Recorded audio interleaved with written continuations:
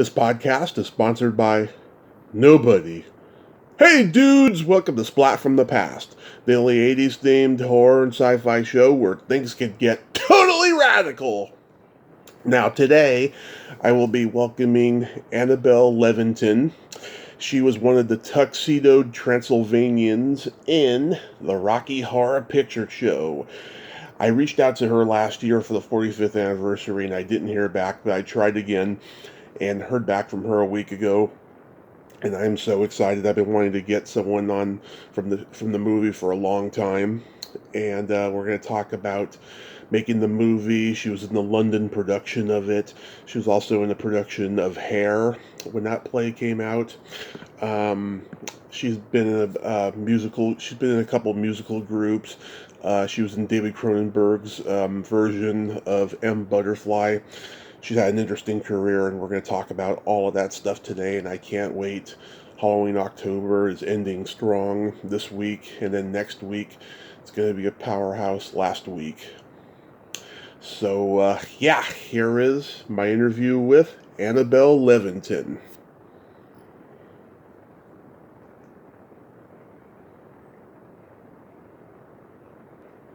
This is such a great honor. Thank you for taking the time today. Well, it's my pleasure. Well, it will be my pleasure once we got over this bit. Yeah. So, going back in time, did you gravitate toward acting early on in your childhood? Yes, I decided I would be an actor when I was 5, and I told everybody. Yeah, that's what happened. I went to see a play called Peter Pan. Mm-hmm. Peter Pan was played by a woman. Right. And my aunt who took me backstage afterwards because she knew, she's a very famous actress, of course I didn't know that, Right. called Joan Greenwood. And I went into her dressing room. She was still in her costume, and it was like walking into a magic room. It was just a working dressing room, but it was completely wonderful, and I was gobsmacked, and that was it really. Wow. And were you also interested in singing? Well, not particularly then. I always sang. My mother was a singer. She was a professional singer, but she ruined her voice when she was at music college, and so she had to turn to playing the piano.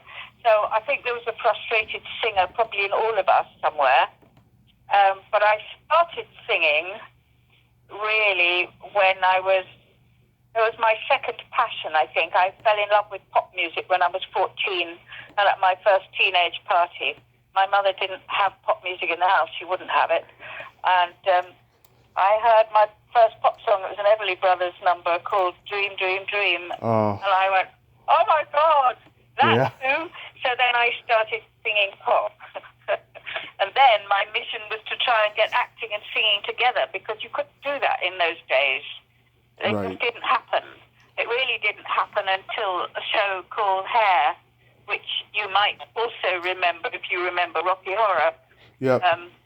It was the first American love rock musical, and it was a theatrical phenomenon, and it was the first time that they'd had microphones with cables on stage and amplified sound ever in a musical, and it was about hippies trying to stop the Vietnam War, and it was a most amazing show in which we acted and sang, and I was off after that, but right, then we could do both together instead of separately, which is what I'd had to do up till then. Right. And out of that, I formed a 3-woman rock group. Mm-hmm. Because I got very frustrated with going up for a show and discovering if I didn't look like the girl who played the part on Broadway, I wouldn't get the job. You had to be lookalikes. And eventually I thought, well, why am I wasting my time trying to please other people because I don't have curly hair or it's not black, whatever? Yeah. Why don't I form my own group and we'll do it ourselves? which is what I did. I formed it with two other actresses, Gay Brown, whom you might know. She was another member of the Transylvanian group in the Rocky Horror Picture Show. Yeah. And a girl I'd been in hair with called Diane Langton, and we formed our own group and got off the ground. And the reason Gay and I did the Rocky Horror Show is simply because of Rock Bottom, my group, because everybody knew us. We were all in the same very small stable, like the writers of Rocky Horror, Richard, the two Richards. They'd all been in hell. They'd all come to our concerts, our first concerts in London. So they asked us to be Transylvanians, and Diane Langton wasn't available. So Gay and I joined the group. Wow. And was that the Four Beats? Oh, no, well, you've done your homework. No, the Four Beats was a student group dance band that I joined when I was a student at Oxford, way before Hair. And we sang everything off the jukebox or that was in the top 20.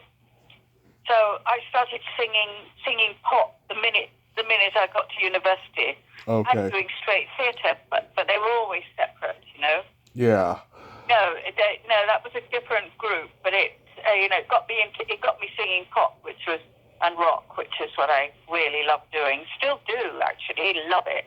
Yeah. I was reading you attended St. Anne's College in Oxford on a state scholarship. Did any of your classmates go on to become successful in acting? Well, a lot of my closest friends at Oxford, we bonded through the acting and the singing, and a lot of us went on into the business. I don't think anyone actually from St. Anne's, but half the Monty Python group were my close friends. Another friend of mine, David Orkin, ran the National Theatre. Most of my friends, acting friends, come from meeting them all at Oxford. I see. And then I was reading you toured France in a production of Othello. What was that experience like?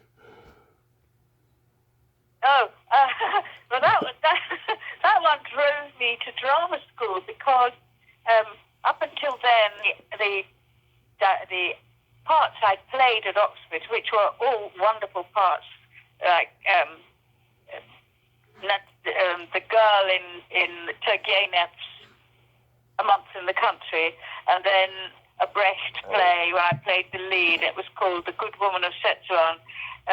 They were directed by a very wonderful American called Michael Rudman, and I felt completely safe working with him. But when it got to Othello, it wasn't Michael directing; it was a professional director, and he didn't know how to help students. And it was during that production that I realized that I knew what I wanted to do, but my body and my voice wouldn't do it. And that's really what made me decide I'd have to go to drama school. But we had, I don't know how old you are, but you're much too young to know these people, but there is a very, very successful English film actor of the 60s and 70s called Michael York. Oh, yeah. Remember him? Oh, yeah, Logan's Run. He was in Cabaret, and he was one of the Four Musketeers, the Richard Lester film. Well, Logan's Run. Michael, what? Logan's Run. He was also in. It was a science fiction. It was a science fiction movie. And Joseph, yes, that's right. And Joseph Losey's Accident. I mean, he was a huge film actor. He was at Oxford with us. He wasn't called Michael York then, he was called Michael Johnson. And he was in that Othello production playing Cassius.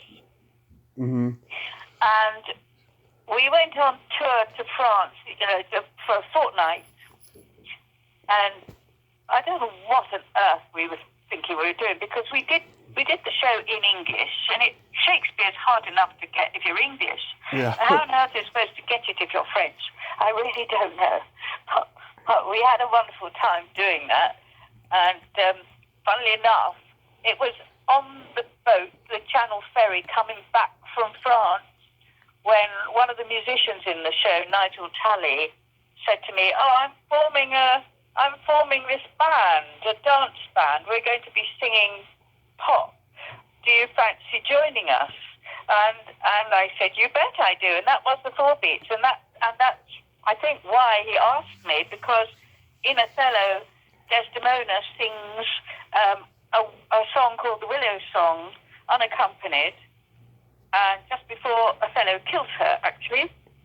And I think it was on the back of that Nigel Tully said, "Come and join us." So that started my singing career, really. So it's all thanks to Othello.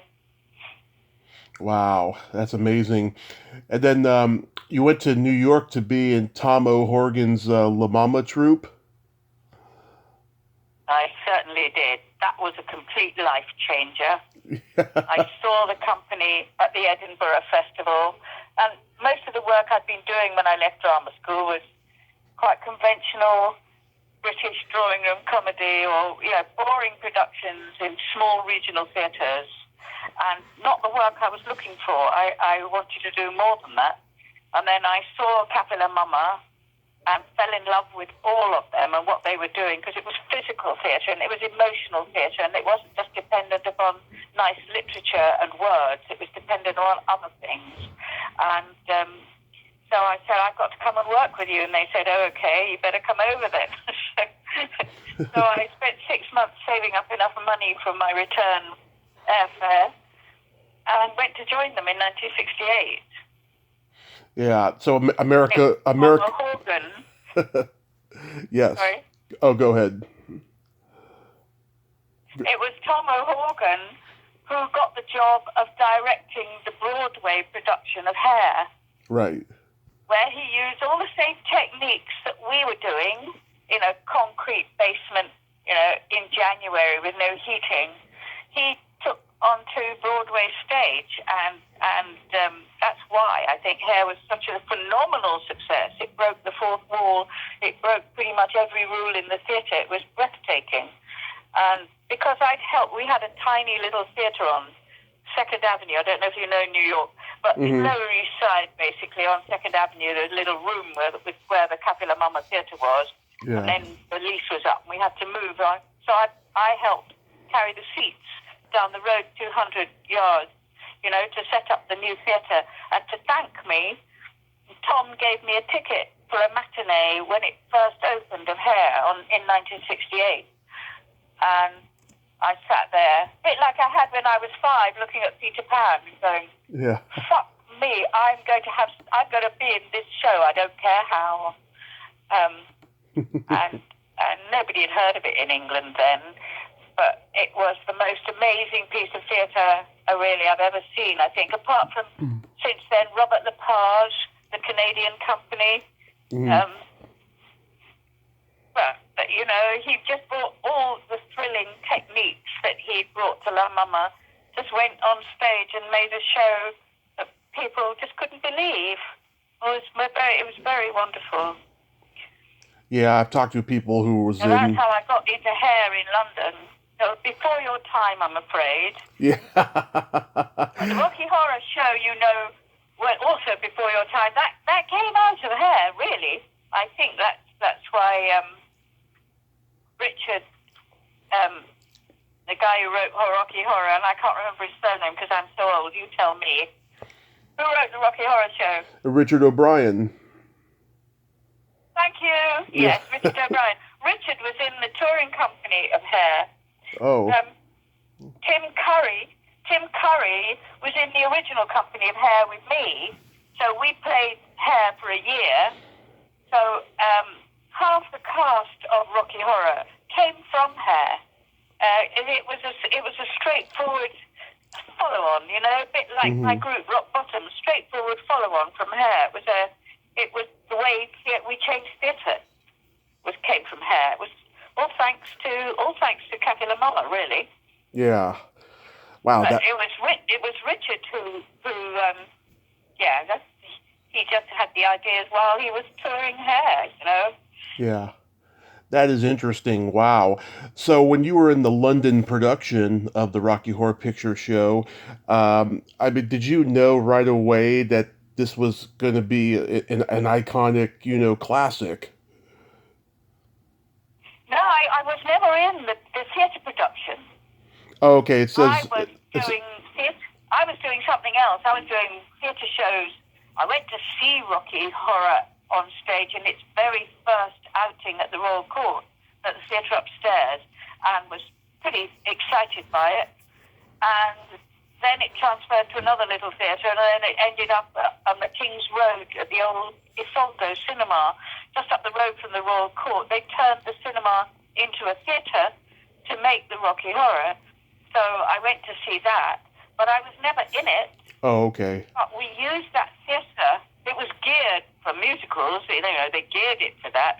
So when Rock Bottom were doing our very first concert, we asked the Rocky Horror Show producer, Michael White, if he would give us his theatre for Sunday night so that we could do our first show. And very sweetly, because he didn't know us from a hole in the ground except as individual actors and singers, he gave us the theatre for nothing.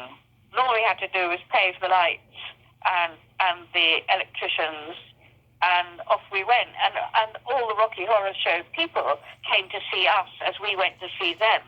So we all knew each other pretty well. Wow. So, okay, so the internet was inaccurate then when it said that you were in the London production. No, hopelessly wrong. No, but we know the internet is quite inaccurate. I don't know. So was that on Wikipedia? Right. So how did you get to be in the movie? It was because when the movie arrived, my group, Rock Bottom, was just doing incredibly well. Our career snowballed very, very fast, and it was out of control, actually. But we didn't know how to handle it. We didn't have managers or producers. We did everything ourselves. And we were on the crest of a wave, and they were making a television show for us and about us, and everybody knew that. And so Michael White, who produced the Rocky Horror play and was now producing the film, invited us to do the film, which we accepted. But in the meantime, the television company who had taken out an option on doing a series about us reneged on it and recast us. They denied that it was our idea. They denied it was based on us. And they turned it into a cult series called Rock Follies. Right. So we lost our group, basically. So we carried on as individuals, but we would have looked... They didn't change a thing in the television series. It was called Rock Bottom originally, and they changed it to Rock Follies, but they kept our names, our heights, the colour of our hair, our backgrounds. My mother was in it, called The Widow. And it was very, very successful. So we could not continue as a group because we would have looked like copies of the people copying us, if you see what I mean. Right. So we sued them for theft of our idea. And you successfully won? Yes. Good. Yeah, we had to take it to the High Court. It was great. It created the law on intellectual property in this country. Right. And we could never get our group back, of course, but we got our self-respect back. Yeah. And then when I realized the 40th anniversary of our first concert was coming up, and I thought, I think I better write a book about it. So 3 years ago, I brought out a book called The Real Rock Follies, because we weren't allowed to talk about it at the time.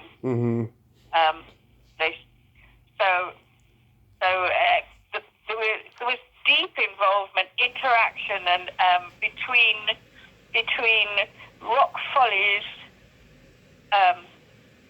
because Tim Curry and I had done, the writer of Rock Follies, who was also American. It's interesting. He was trying to get established writing television in England.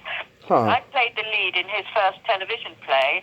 It was called Verite, and Tim Curry came along to play against me, as it were. And it was while he was playing Rocky Horror in London on stage. So everything got incredibly intertwined and complicated, really. Wow. So in the end, nobody knew where one had begun and the other ended. Yeah. Wow. But it was Tim who gave us our name. Yeah. Or he believes he gave us our name, Rock Bottom. Because he was round at our flat one night. He's a wonderful songwriter, Tim. Yeah. Written some gorgeous songs. He played us a couple of songs, and we were trying to work out at the same time what our name should be as a group. He suggested Rock Bottom. We don't think that's the story, but he believes it, and that's fine with me. Yeah. We all know each other a lot. Doing the film was really something else, because most of us had not done a film before. Yeah. Susan Sarandon had, I think, but Tim certainly hadn't. But of course, he brought 2 years' experience of playing that part, and we were all old mates, and we thought we'd have a fun time with Tim, but no, we did not. He reserved all his energy for playing that part, quite rightly, because it was a huge part. Right. So we were farting about, as Transylvanians, making silly jokes and being ignored and behaving very badly, actually, because they cast us all because we were personalities, not just what we looked like. So, of course, we got bored being extras. So we behaved quite badly, but Tim never, ever joined us in that. He focused his performance totally, day after day after day. I have huge admiration for him for that, because his performance is immaculate, isn't it? Yeah. Oh, it's mesmerizing, his performance. I mean, as far as musicals go, I have never seen a performance more transcendent than Dr. Frankenfooter, and it's a funny thing to say, but it's true. I mean, he was made for that role.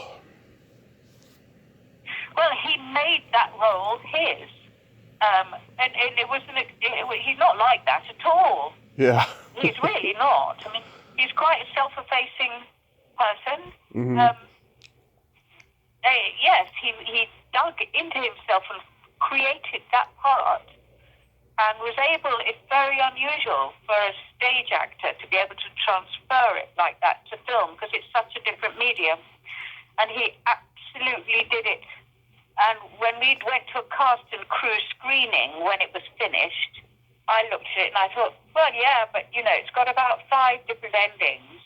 It goes on and on. This is not going to be a success. How wrong I was, because, it's a cult movie, but its cult status has continued and actually grown. And I've seen it recently, and it's still quite shocking. It still gets you in the solar plexus in so many ways.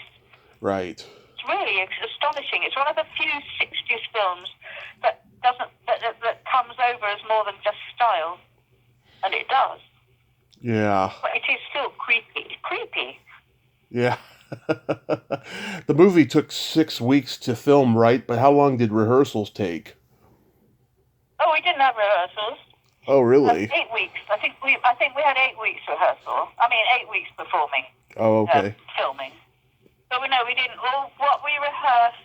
I don't know what they rehearsed, the actors, but what we rehearsed. You don't do that much rehearsal in film normally, and certainly not something like this. But what we did rehearse were the song and dance sequences. They were really well rehearsed. Mm-hmm. But nothing else. Everything else was busked, and Tim knew his part anyway completely. So did the 2 girls, Patricia Quinn and Little Nell. They played it for 2 years. Richard O'Brien had played it for 2 years. The only person who had to, create something for himself was Meatloaf. Yeah. I think Meatloaf had done the stage version. And so he came into it cold, but my God, that guy had such courage. He was absolutely incredible. He just went for it, and he rocked. Oh yeah, he did great. Was it so overall? It was a fun shoot, right? It was a fun shoot. It was a lovely time. We've all made friends for life. Anyone we didn't already know, we became firm friends with. It was a lovely time, and it was just very funny, very funny. We knew, we had to be heightened in that. We couldn't just be ordinary people being ordinary. It had to be different. So that kind of pulled us up and made the energy very high. And so there's a lot of fun when you do that. A lot of over the top acting as well, shall I say? But we didn't mind that at all. It was lovely. And of course, doing rock and roll and singing was just such fun. It's the musicals are the best fun to do ever. How was Jim Sharman as a director? He's a funny one, Jim. He was very easygoing, very quiet. Never seemed to get fussed. I don't think it was his first film. I'm sure it was his first film, but he never got in a state. No, he was just very quiet and contained, and just sort of stood there grinning and letting us do stuff. It was very interesting. He was so cool. It was terribly impressive. Yeah. Did they let you keep your tuxedo? No, I wasn't even allowed. What was I able to take from that? No, I wish I had. We weren't even allowed to keep the tight black satin leggings that they made for us. No, we weren't able to keep anything at all. And I was choked about that, because I'd have liked the whole outfit. I could have used it many times. But it is fair to say that tuxedo, which was wonderful, rock bottom, round about the same time we were doing the film of Rocky Horror, we did a show. I can't remember where it was, somewhere in London. We were opening a new place. Mm-hmm. And we didn't have costumes then. I can't remember why. It was very short notice. And the guy who was putting it together was also a dress designer and knew lots of people. And for that show, he gave me a tuxedo which was black with turquoise revers, and it had been made from Mick Jagger.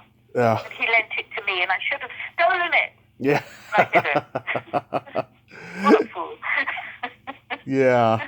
Because it fitted me perfectly, which is very weird. But it did. Yeah. It's very nice. When the movie came out, was it more popular in England? No, I don't think it was. I wasn't aware. It was as I say, it was a cult film, so it was a slow grow. I don't think it did terribly well to start with, and I only realised what a huge hit it was when I went back to New York in '77, I think. Mm-hmm. Yeah, the show was we made the film in '75. It came out in '76, and I was in New York to direct a film in '77, not a film, a theatre piece. And I was living on Christopher Street in the West Village, and discovered that the Rocky Horror was playing on Friday night, I think at the Waverley. And I heard people were going in costume and taking confetti and taking umbrellas and taking props. And I thought, this is very weird. It wasn't happening in England. It only happened in America. And I was so pushed for time directing this piece at the Open Theatre, the public theatre, that I never went on a Friday night to see it. And I forever kick myself for not being there when it was actually being created by fans. Right. So they do that now here somewhere or other on occasions, but it was the States that took it to their hearts, really. Yeah, my local theater company does it here every October, and I went a couple weeks ago, and it's funny because, we live in a generation now where all the millennials are easily offended, but there were a lot of young people in the audience who were just hysterically laughing at stuff, like Brad, Brad and Janet waking up with, Dr. Frankenfooter performing oral on them. you know. Nobody objected. It's too funny and too shocking. Yeah, nobody objected to Yeah, that. it's amazing how it's lasted. I mean, they've had so many revivals of the stage show in London Mm-hmm. and on tour. I mean, it's just gone on and on and on and on and on. Yeah, it's forever. Were you ever considered for the sequel, Shock Treatment? I did Shock Treatment. Oh, Gay and I invited us back to do Shock Treatment. Yeah, we're in the audience somewhere, and we have, I think, 2 lines each sung or spoken. I can't remember. Yeah, we're in it, but I don't think we had those wigs, so you probably wouldn't recognize us. But definitely in Shock Treatment, yeah. wow, because it's In not. It's fact, I'm sure they asked our third Rock Bottom member. They asked Diane Langton as well, but again, she wasn't available. So it was just Gay and me, and they got another woman to come in and join us, a woman called Judith Paris. And we leapt up in the auditorium at whatever. I can't remember why it was an auditorium. It was something like it was some kind of a television show, wasn't it? A television studio with a live audience. Mm-hmm. Yeah. I think it was something like that. I can't remember. I have never seen it back, I may say, but it was like a game show. I have got a copy of it. Yeah, it was like a game show or something. Yeah, something like that. And a blind Barry, a Dame Edna. I can't remember surnames. You know who I mean? The Australian guy. What's his name? Who plays Dame Edna? Dame Edna. Let me look that up. Because I know Cliff DeYoung and Jessica... Edna Everidge. It's Barry... Oh, come on. It's so famous. This is ridiculous. Barry Bostwick. Not Barry Bostwick. Not Barry Bostwick. No. I don't think he was in that. It was Cliff DeYoung and Jessica Harper. They were in it. Yes. It was... Wait a minute. Let me just look up Dame Edna Everidge.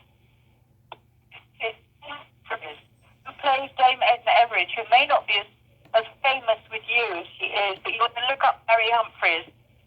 And he was in Shock Treatment playing some kind of blind lunatic, tapping his way. Absolute scene stealer.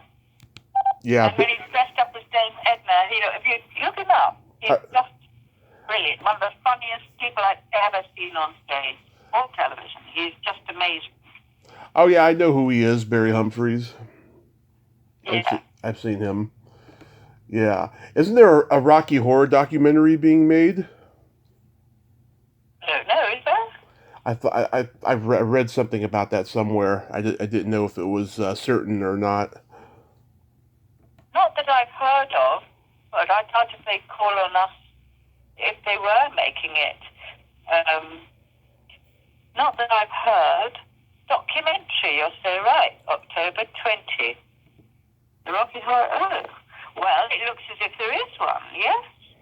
Nice. A fan documentary, Facebook. Yeah. No, it's about the fans who've devoted their lives to it, apparently. Mm-hmm. Oh, that's good. Years later, you got to work with David Cronenberg on M. Butterfly. How was that experience? Oh, God, that was so fantastic. David Cronenberg is my hero of all time. He was just wonderful to work with.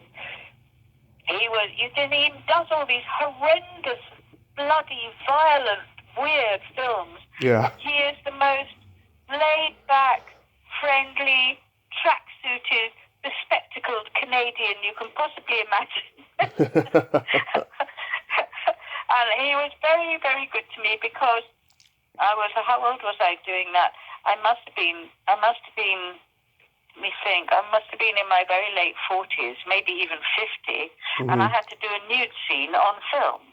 And I had never done a nude scene except in hair when there were 26 of us, Yeah. 20 seconds on an ill-lit stage, standing up together.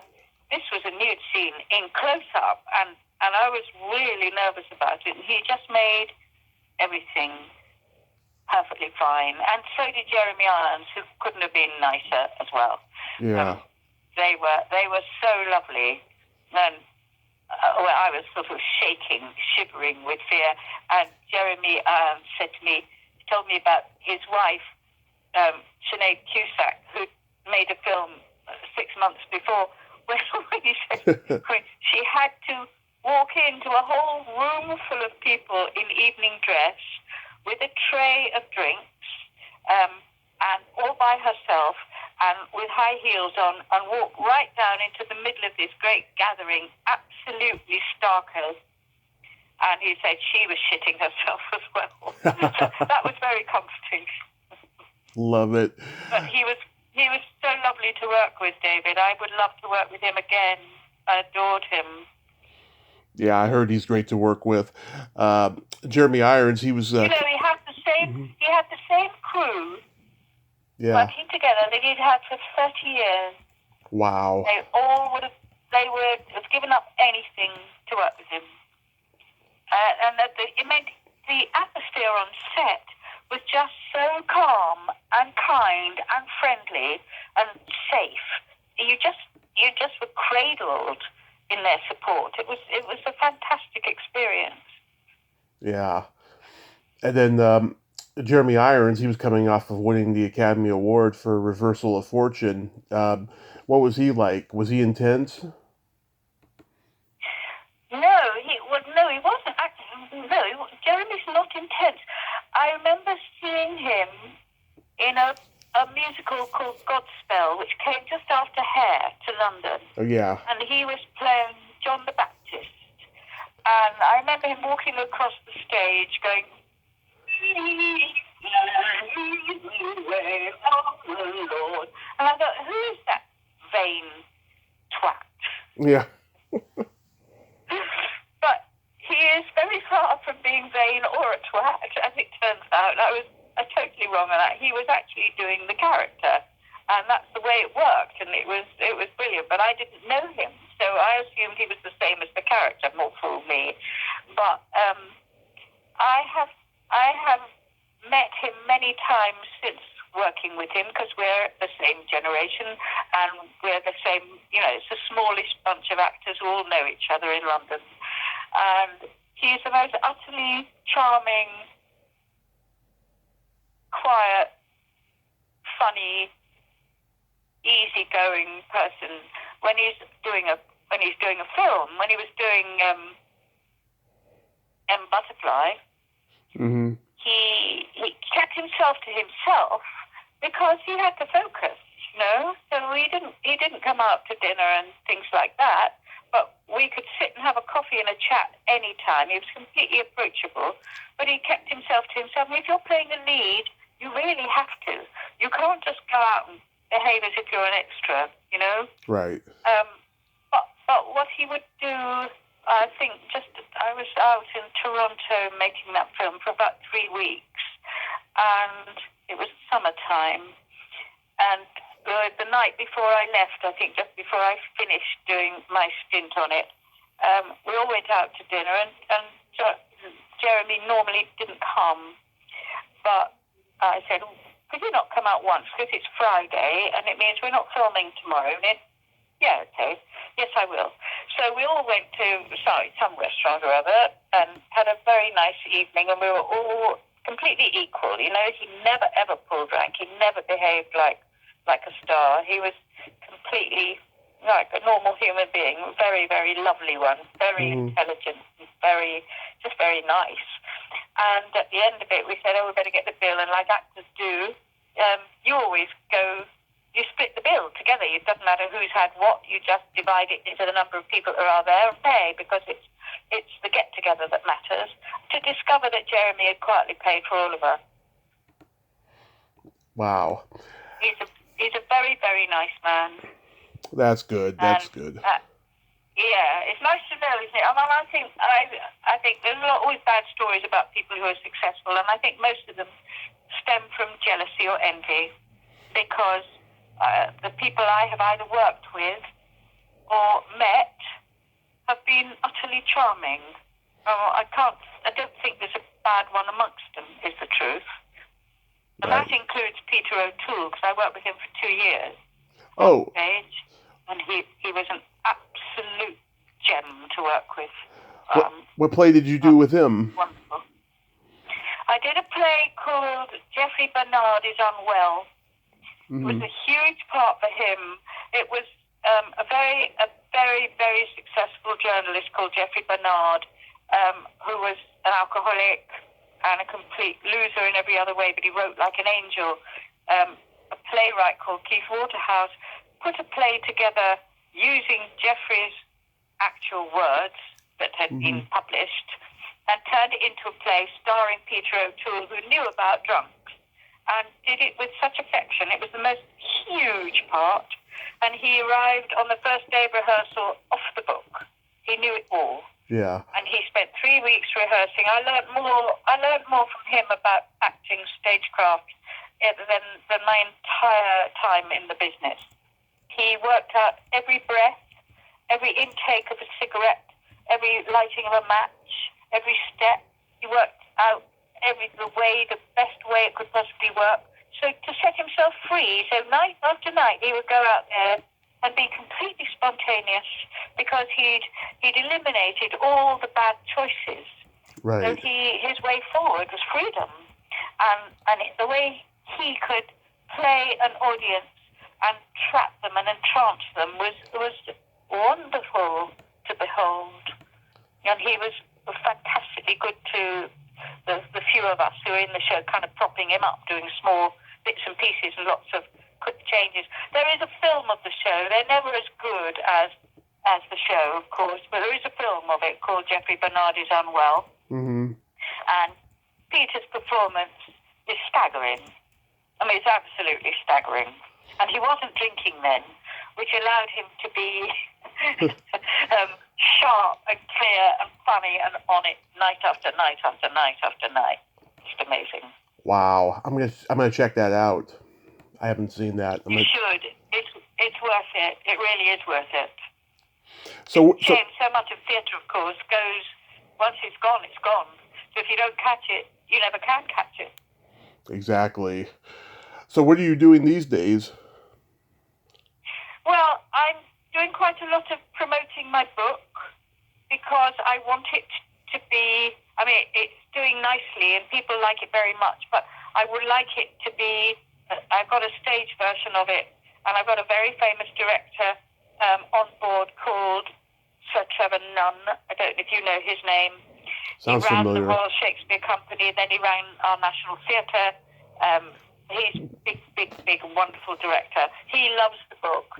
He's on board to do the stage production, and I'm just trying to inch that forwards while I look for somebody who will make a film or a television series of it, because it's just the most amazing story. I don't mean it's wonderfully written, because I did not write it as literature. I wanted it to be a page turner. Mm-hmm. It seems it is. You can get it in the States. You would like it. It's called The Real Rock Follies. So it's about the whole rock bottom thing. It's about the whole rock bottom thing, yes, and how it was stolen and how we fought back. It's sort of David and Goliath story for women. So it's on the button right now, actually. Wow. Yeah, I'm gonna check it out. You should be able to get it on Amazon. You should be able to. If not, let me know if you can't, and I'll send you a copy. So I'm doing quite a lot of work with that. I've written another book, which is a sci-fi book, which I want to be a film. Mm-hmm. So I'm just finishing that off. I do quite a lot of coaching, Tommy. I coach people to act. Nice. And to make speeches, to speak in public, because that's the thing that seems to terrify people more than anything. And it's one of the most stressful things in the, death, moving house and divorce. and speaking in public are all pretty much equal in terms of terror striking. So I coach people. I coach people to be comfortable in front of a camera or in front of an audience, because I now know how that works. I love it. Love it. So that's what I do. And very occasionally, I get the chance to sing in public. I mean, I've been doing, since I brought the book out, before that actually, I've been doing quite a lot of cabaret in small venues and talking about all this stuff, really. Talking about the people I've worked with and the songs that go along with it, and telling the story of Rock Bottom and generally having a lovely time. But I can't afford a band, which would be nice, so it's just a pianist, but that works for cabaret. And last month, I have a son who is a musician, poor soul, but how do you earn a living as a musician? But he's a wonderful singer-songwriter, much better than I ever was. And last month, we were invited to do a gig together with a band, and we had just the best time. It's just such fun. These things are such fun. Music is such a wonderful thing to be part of. And we got our rocks off singing Everly Brothers, just like I had, just exactly as I did with the Four Beats at Oxford when I was a student. And I remembered it while I was in the middle of singing, because the whole audience were up on its feet going completely crazy, and the band were right solid behind us without any rehearsal. We just sort of went for it. Yeah. And it was astonishing. And while I think I was singing Proud Mary, and while I was in the middle of singing it, I went, oh my God, this is like being back in the Four Beats. It was just thrilling. So we're going to do some more, I hope. Oh, that's wonderful. I'm glad you have all this going on.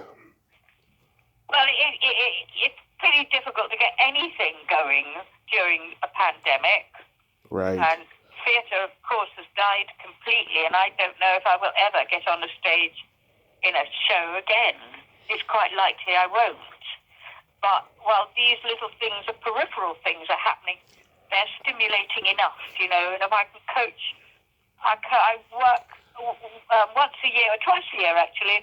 I'm a trustee of something called the Shakespeare Authorship Trust, with Sir Mark Rylance, who did Bridge of Spies, and got an Oscar for it. And we have an annual conference where we get to do Shakespeare together. And that keeps me going. And you can look that up. It's on YouTube. So it's not paid because we're trustees, but we just need to do it sometimes, We love our work. Exactly. I noticed your book. I had just as much fun, I have to say. This February what did I do with Mark? Oh yes, we did. Sadly, they didn't record it, so it won't be online.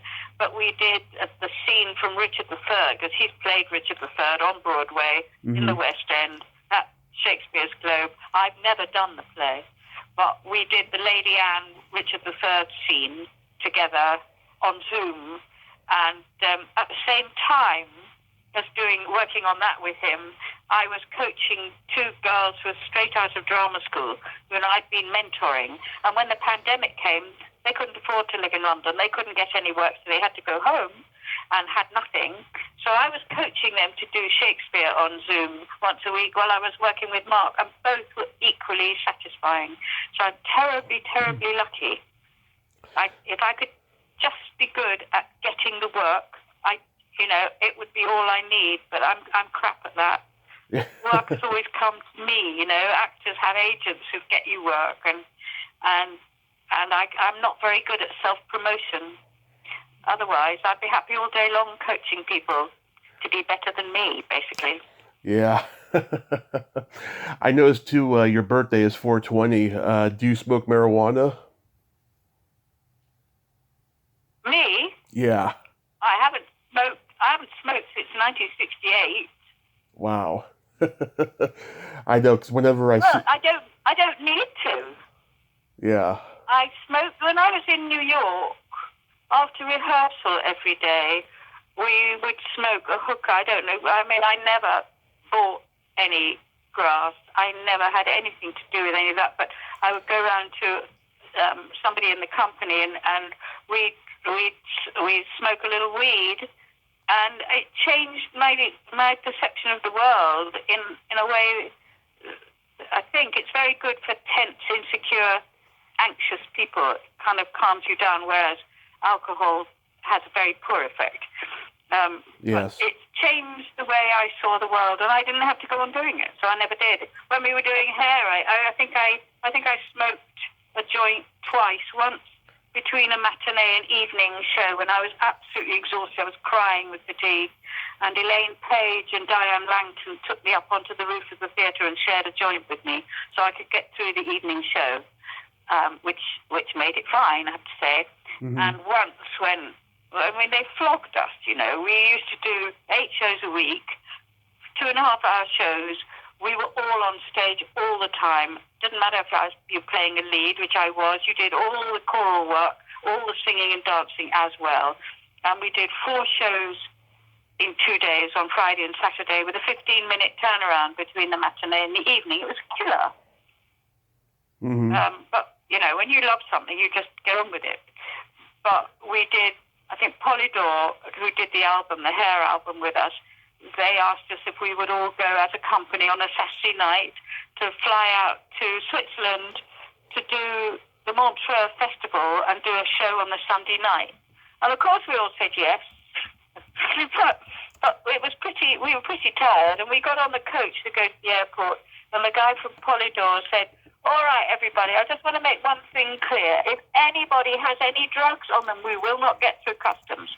So please give me all your drugs, and I will supply you anything you want when we get to Switzerland." So we went to Switzerland, and I did, it was the only time the second time that I smoked before we did the show, because I was so tired, I didn't know how I would make it. Right. And I remember that show. It went into sort of slow motion, and I probably did too, and slowed the show down. I never ever did it again. And I don't need to do it now. I'd hate to do it now. Yeah, I used to do it all the time. I've cut way back in recent years, but that was during the time of free love, in the 60s, when you were doing it. I can imagine there was probably sex going on backstage in those days. Well, you can imagine what you like, Tommy. My lips are sealed.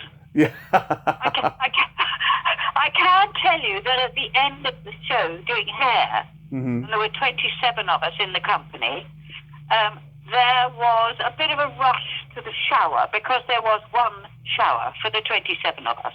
Mm-hmm. So whoever got in there first got the shower first, and then there'd be the rest of us queuing up. And I do remember, I think 3 of us got in the shower once together, but it was one of those small little plastic cabinets, it was the early days of showers in England, so we did the best we could.